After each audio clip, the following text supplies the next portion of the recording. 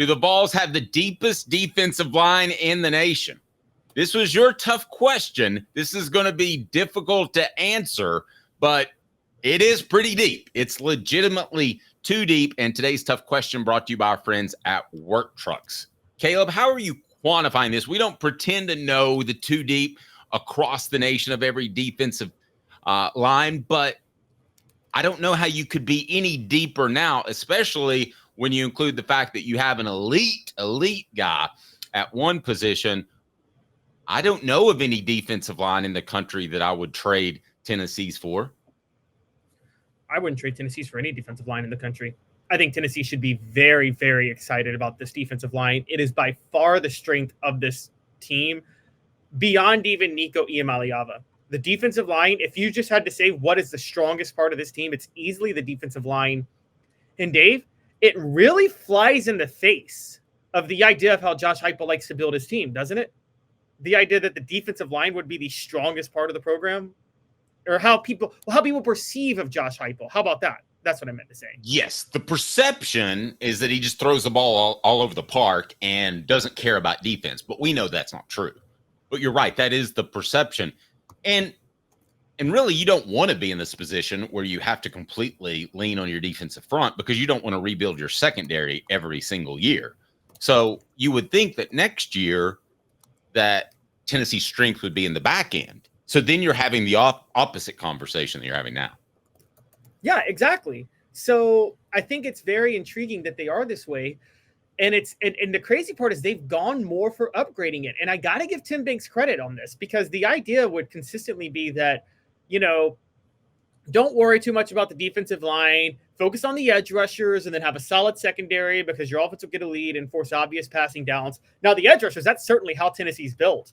But the way this line is constructed, they're very committed to stopping the run defensively. That is as clear as day. I mean, and we can go from the whole front seven on that. And Dave, not just deepest defensive line in the NFL, in college football. Does this rival the depth of the defensive lines that Fulmer had in the late 90s and early 2000s? Yes. Mm-hmm. Now, that is a bold statement. It does. Obviously, you had Haynesworth and Henderson together. Now, that's a 100-year type of combination, okay? So that's different.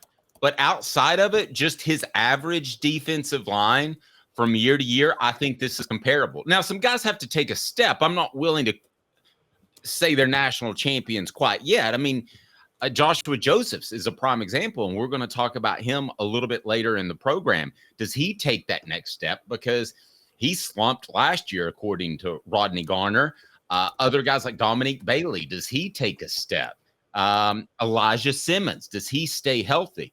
So from the top to bottom, I think this does compare with some of Fulmer's better defensive lines. You could probably pick one defensive line that I would say would be better, but you also have to remember this.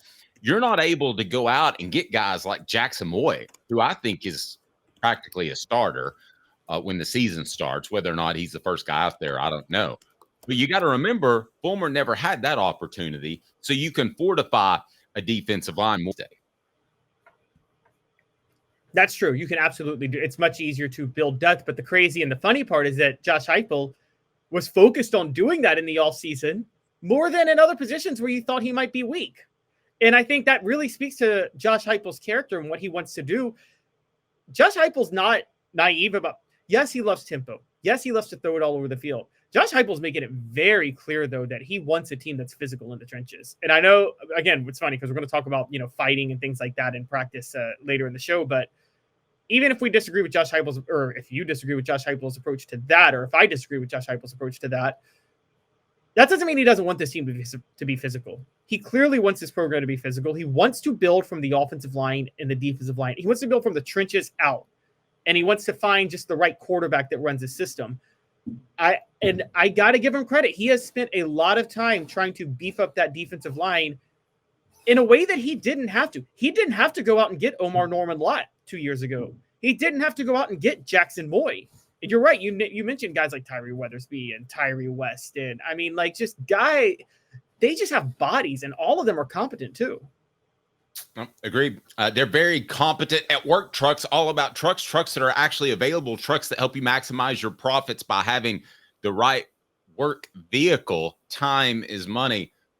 I'm wondering, perhaps is this defensive line more important than Nico? Well, the perfect work vehicle doesn't break down, has all the space to carry what you need, could probably even carry Tennessee's defensive linemen around town. That's what Work Trucks is intent on offering, while other dealerships just can't do it. Contracting is about time. Work Trucks saves you time with less back and forth trips and trucks that pass the highest standards to be put to work. The process is quick and easy. Choosing a vehicle for Work Trucks. And if you're a contractor, they've got cargo vans, utility body trucks with an Apide body.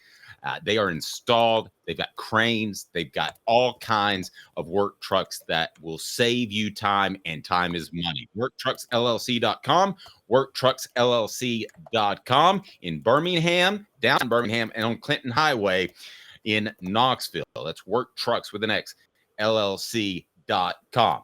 All right, Caleb, I'm going to ask a crazy question.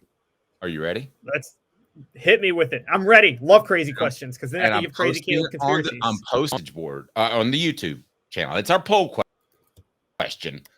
I guess it's kind of today's tough question as we've adapted, we've audibled. What is more key to the Vols' success? Defensive line or Nico?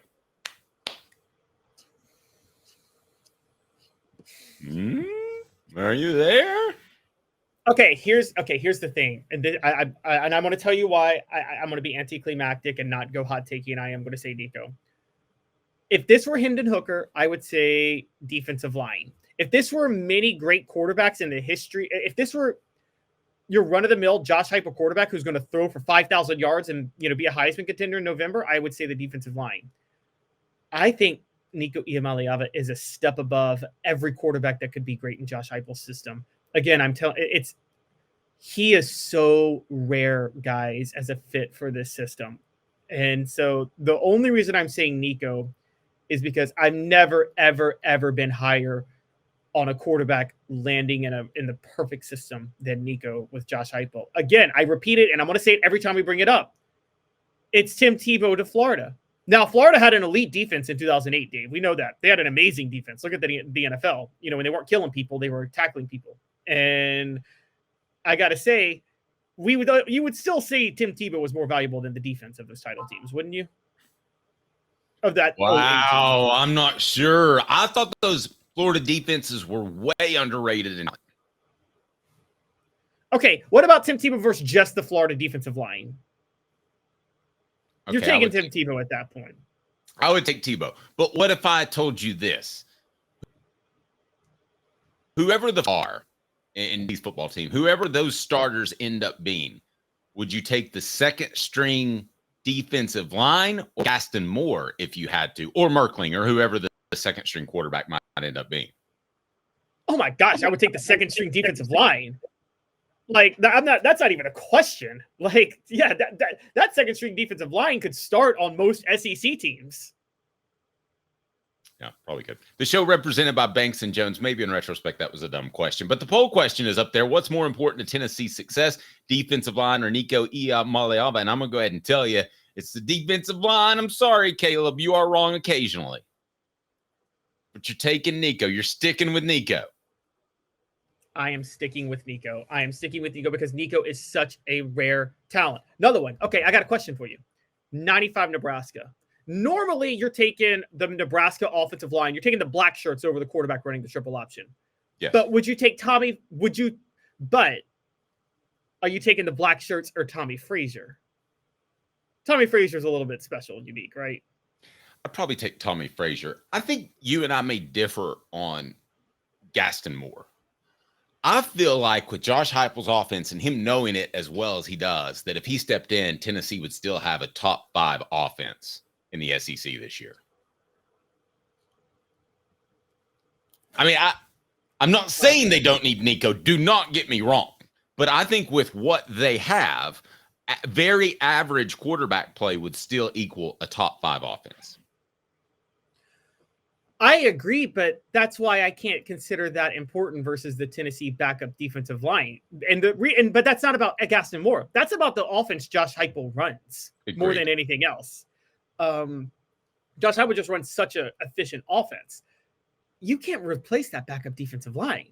I think that's the real trick with this. So I'm sorry. I'm going to be very high on again. And I just told you, if this were Hendon Hooker, guys, I just said if this were Hendon Hooker from 2 years ago, I would take this defensive line.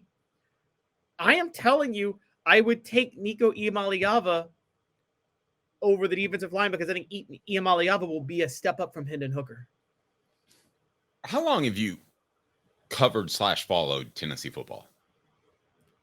My first year following them as a fan, I was 9 years old. It was the 97 team that won the SEC title. The first game I really remember distinctly watching was the 97 Tennessee Auburn game. Pretty good year. Makes me feel really old. So who's the worst quarterback that you've seen in your time following Tennessee? Who's the worst quarterback you've seen? I've seen some bad ones. I'm going to have to go with worst. I mean, Joey Matthews against Southern Miss was pretty darn bad. But I will probably have to go with Rick Clausen. Sorry. I mean, Rick Clausen or Joey Matthews with this offense would be top 5. Agree or disagree in the SEC?